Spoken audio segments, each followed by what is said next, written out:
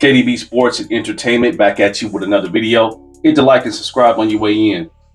I wanted to give my thoughts on the potential split between Earl the Truth Spence Jr. and Derrick James. Now, I'm hearing that this potential split is due to money. Apparently, Earl Spence has been paying Derrick James 10% out of his guaranteed fight purse.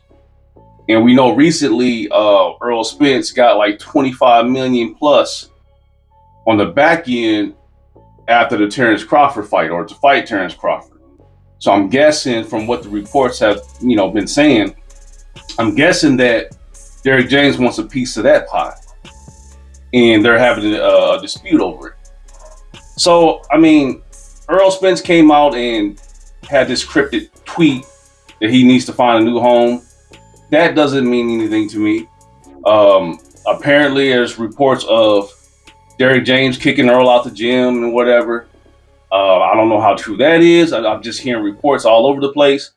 Until they actually come out and confirm it themselves, then I'll believe it 100%. But right now, I'm just going to give my thoughts on what other reasons the split could be happening.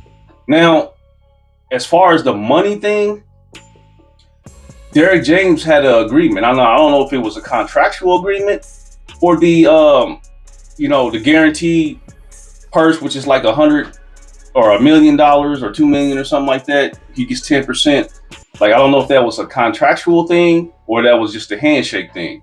Now, it's weird to me now that Derrick James, this is a problem now. If it's a problem, like I said, I don't know until they actually come out and confirm. But hypothetically speaking, if that's the actual problem, the truth, then I just think it's kind of funny now that you come out and you're acting this way about money, but all his previous fights, you didn't have a problem with it. You didn't ask for no back end money. But now that he got the biggest payday of his life, after the fact, now you want more money. I mean, I don't understand why that wasn't discussed before the fight.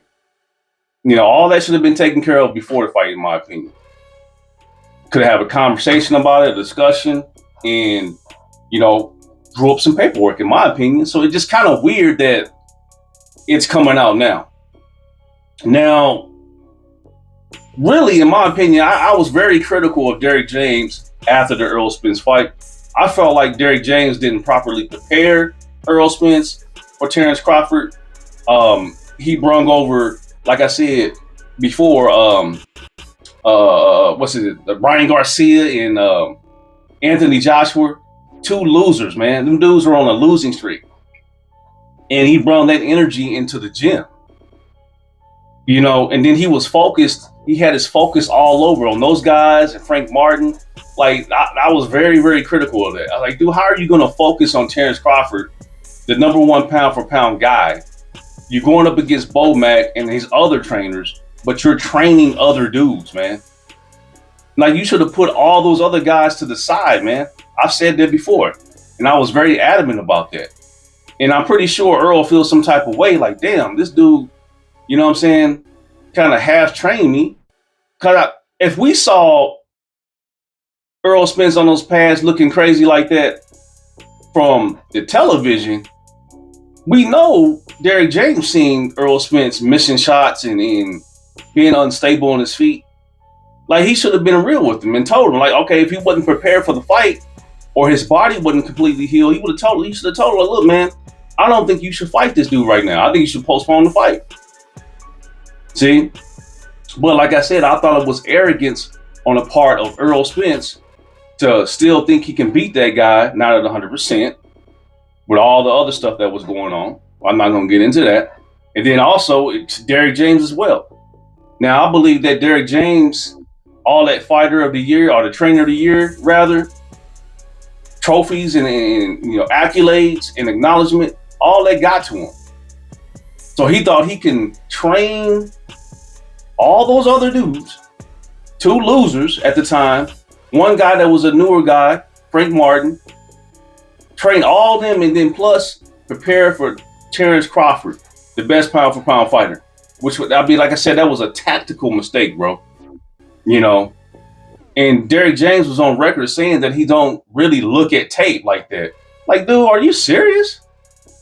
So now looking at back in hindsight, Earl Spence is probably like I said, looking back, like, man, this dude really failed me, you know?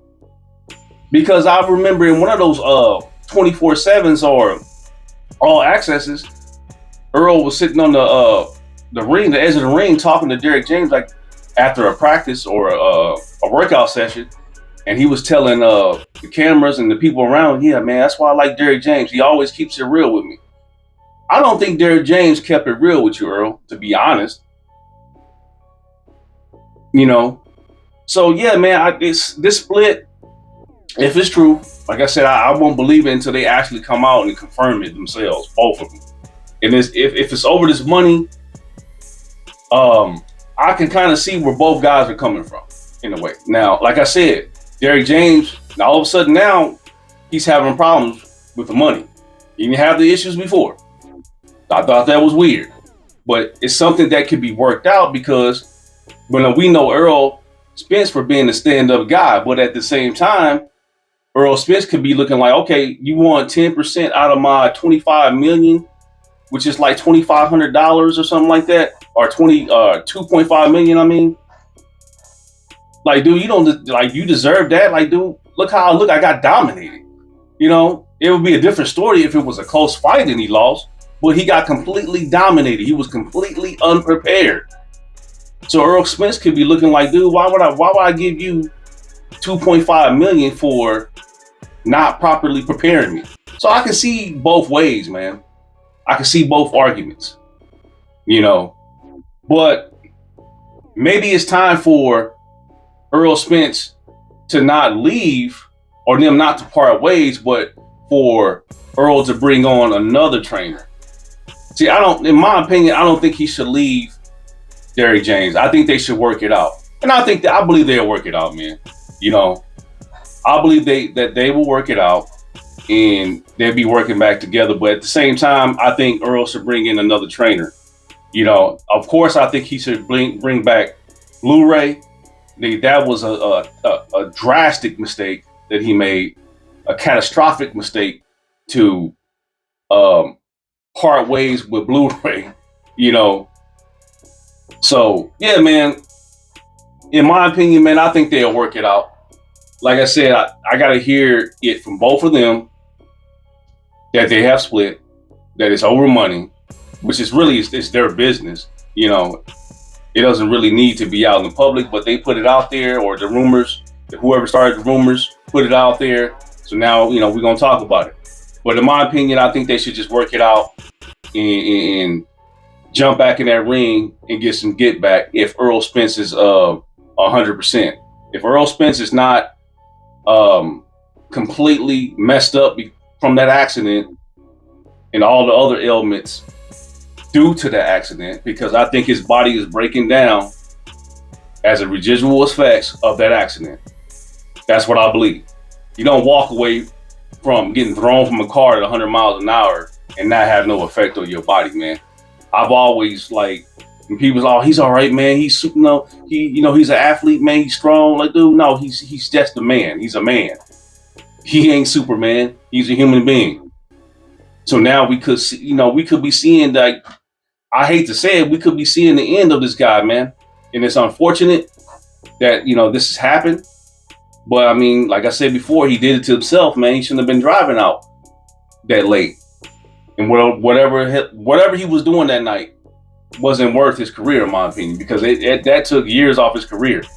That like took away his, that to me, man, that really damaged his career. It damaged him as a fighter, because after that accident, he did not look the same at all. I mean, he beat Danny Garcia, he beat Ugas, but man, he didn't look the same. And we will be disingenuous if we basically come out and say, "Oh, Earl was completely fine." I know a lot of guys were saying that after the fight, or after those two fights. Oh man, Earl's back, he's good. No, I knew he wasn't all the way there, you know. So yeah, man, I hope they I hope they squash this and settle it and get back to training. If he can, like I said, if he can fight, if he's not all screwed up, after he heals up and all that. And I'm looking forward to seeing him back in the gym. I want to see that rematch with him and Crawford. He's gonna have to do some soul searching, some real deep, um, like I said, soul searching to get that win back. If his body's not broken down all the way, he gonna really have to dig deep to beat this dude, man. And it's gonna take a team effort. It's gonna take 100% from Derrick James. It's gonna take 100% from Errol Spence, and it's gonna take some other dudes coming in, like another trainer coming in to help. But anyway, KDB Sports and Entertainment, and I'll catch you on the next one. Peace.